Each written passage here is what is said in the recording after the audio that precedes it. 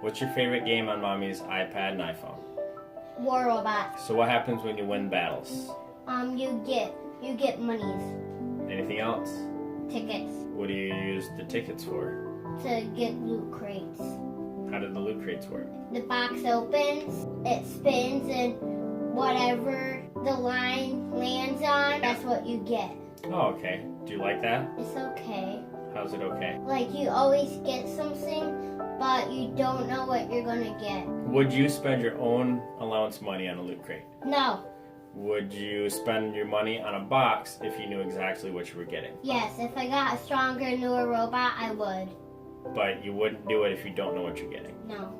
Video games have become a hobby for children all around the world. It has also provided an opportunity for parents to bond with children over their interest in video games. As a parent, I find it deeply offensive that corporations don't have any ethical or moral issues regarding gambling mechanics in children's games. Aside from corporations' financial motivations, the global governments also haven't stepped up to enforce laws and regulations that would deter gambling mechanics being geared towards children.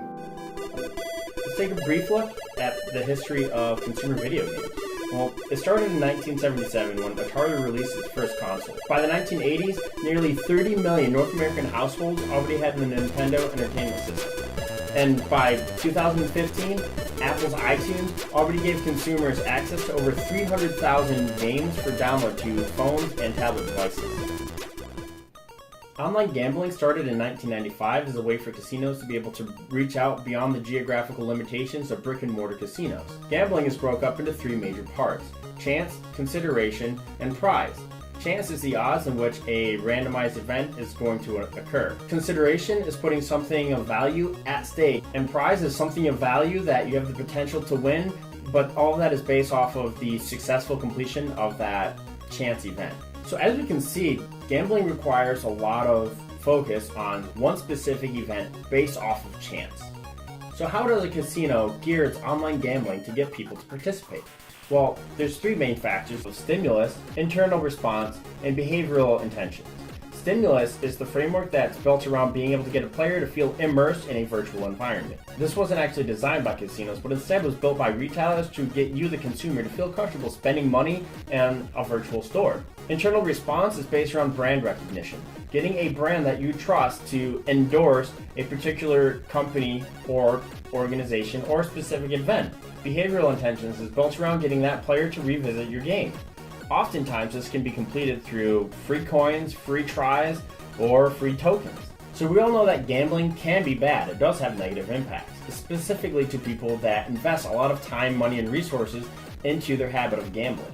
A lot of this can manifest through anxiety, depression, compulsive behavior, to name a few. Children and teens that participate in gambling activities also have the same side effects via depression and anxiety that adults do. Instead of looking at gambling as an individual problem, because the individual who's participating in gambling already condones the act. So instead, we're going to look at gambling from a social health perspective.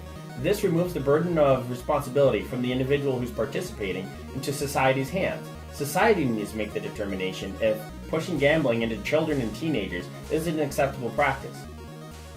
So we're going to look at the trend of microtransactions, specifically looking at loot boxes inside of modern video games. We're going to be looking at two main constructs. We're going to be looking at free-to-play business model. We're also going to be looking at game as a service model.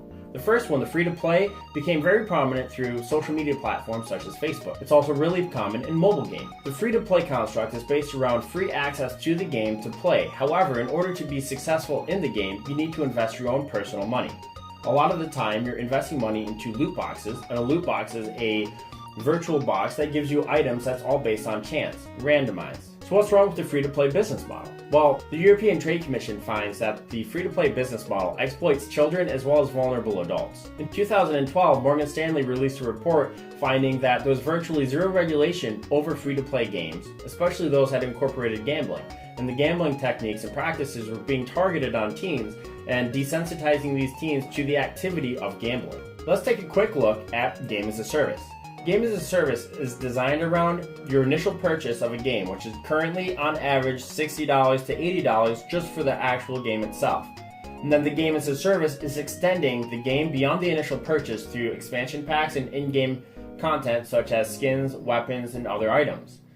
A lot of these are based around loot boxes. Again, the box that is randomly generated based off of chance for items that can give you extreme benefit with in-game performance. One of the most recent issues that brought a lot of the gambling in video games to the forefront was Electronic Arts' release of Star Wars Battlefront 2. Star Wars Battlefront 2 capitalizes off of the Star Wars franchise, which is molded around the gambling model of internal response, that brand recognition.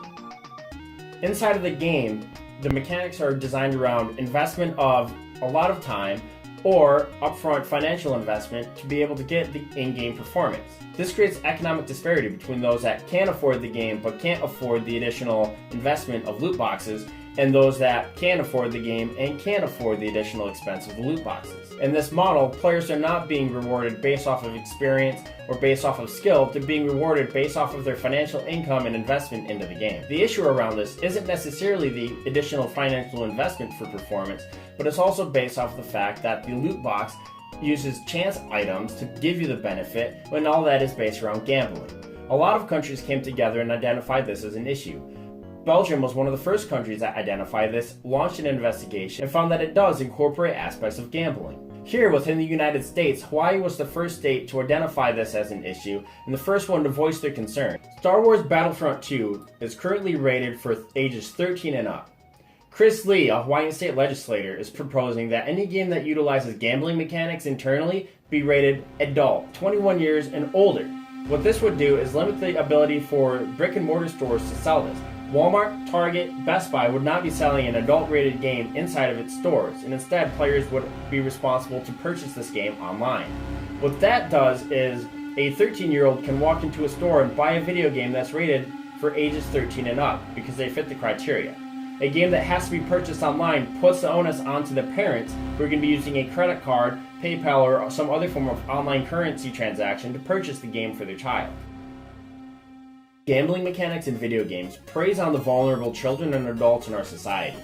Children who are exposed to gambling through video games are becoming desensitized to the risks that gambling presents when they reach adulthood. It is our responsibility as parents and as a society to set the ethical and moral guidelines for our children to learn from. The gambling in video games goes beyond one single franchise and one single developer. But how can anybody make any difference in this? The recent issue with Star Wars Battlefront 2 came to the forefront because of one person posting on Reddit.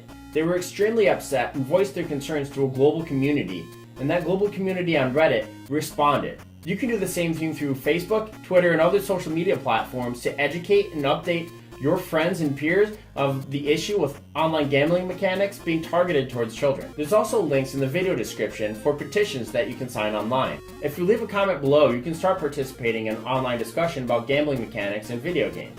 You can also share this with your friends as an educational resource for them to be able to gain a little bit of understanding and knowledge of the gambling mechanics in games and how it can affect children and how it's detrimental to our society. The best way to make change is to get active and be involved. I'll see you in the next one. Thank you very much for joining me today. You're welcome, Dada. I hope you have a good day. You too. Bye, everybody.